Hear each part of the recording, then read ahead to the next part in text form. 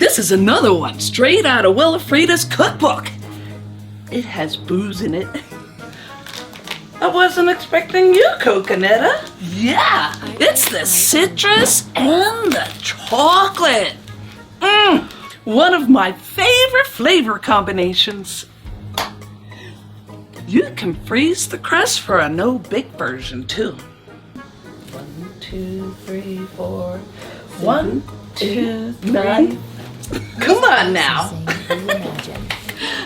You need 36 cookies. We like to pulverize them to crumbs. 10, 11, 12. Butter soak in a minute. The trick to get an even size is to take your time. Slowly work it around. You can feel the bottom for evenness too. And bake for 8 to 10 minutes. And let me tell you, when a woman's nose grows mid-order, you don't need to be a psychic to know she's trouble. One's got a nose with a mind of its own. Yep, like a breadstick on fast forward. Look at that. We got an air bubble there, and the sides sagged. That means we had too much butter. But don't worry, man. We'll adjust the recipe in the description to 6 tablespoons instead of half a cup. Oops. I told her, sweetie, if that thing gets any longer, you'll have to file a flight plan for it. She didn't laugh. But then again, my ex-husband didn't laugh much either. Where were they headed?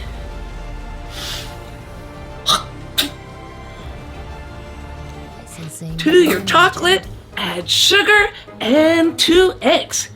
And place in your bowl over a pan of hot water is called a double boiler. It's the gentle way to work with chocolate. Set it aside to cool. You can put it in the fridge to speed it up a bit. Just give it a stir every once in a while. And whisk this to stuffed pigs. We have a friend who can do this by hand, but no way, Jose. Planet Flute said something about the bottle, and not the fun kind. More like the creepy ancient kind you wouldn't want to drink from, unless you like curses and emotional baggage. Judging by your face, Sugar Plum, this bottle's your kind of trouble. Oh, heck no! Not the bottle! Your bottle? They know about it. Fold it into your cool chocolate. We fold it in a glop to loosen it up, and then the rest. Down and around, and around and around. Every once in a while, cut down the middle, that middle fusion there, and check for any clouds. Music licensing. Look at that! It's perfect! Chill this while we make the orange boozy layer.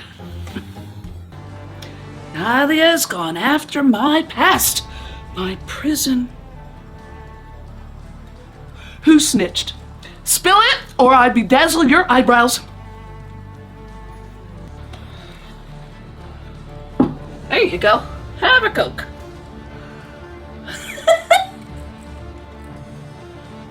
Oh. Well, whisk together your sugar and cornstarch. This is lump prevention.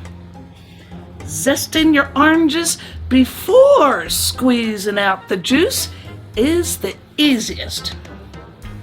And be careful not to go down to the white part. That's weird. You will use a whole 3-pound bag of oranges. Promise. Zest. Squeeze. Zest. Squeeze. We did a pony shot of Grand Marnier. You can do a full shot if you like a little bit more zing in your zing. Ain't that just a pickle and a pie?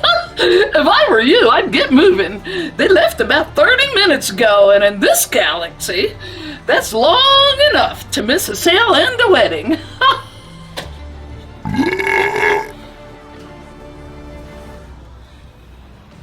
If they reach it first, they could twist my magic, unravel everything I've become.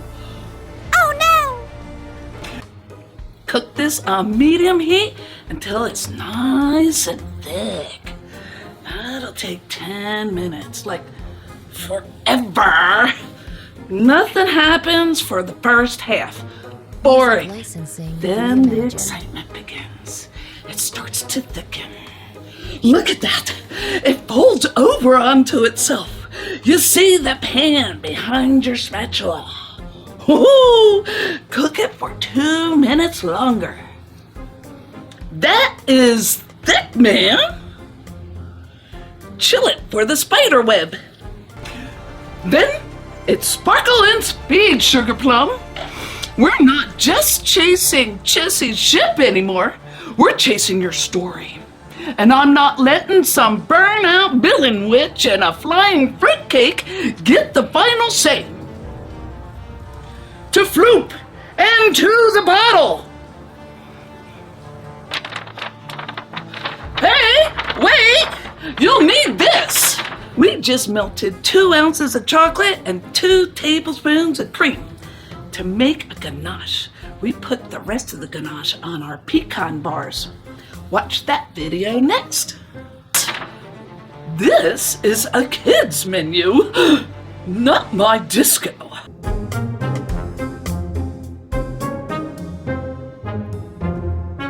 Artlist.io